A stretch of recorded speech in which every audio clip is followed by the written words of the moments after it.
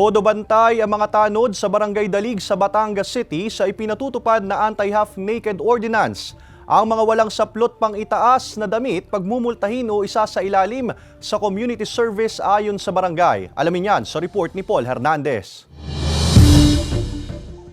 Sa tindi nga naman ng init, talaga namang minsan, mas gugustuhin mong mag-alis na lang ng pang-itaas na damit. Pero si Carlito hindi rin naman magawa yan, mas gusto niyang nakasando na lamang. Ay hindi, dapat nakadamit din tayo. Okay, bakit? Dahil malangkit yung hangin eh. Pagka malangkit naman, liligo ka na naman uli.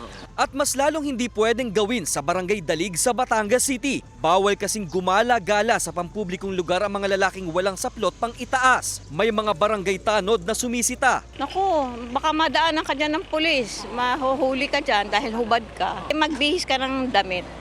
Magsuot ka.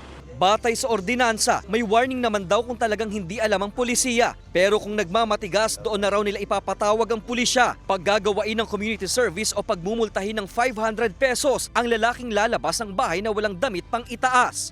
Kumbaga may respeto tayo ng bawat isa, gano'n. Dahil bilang Batanggenyo, sabi nga disiplinado.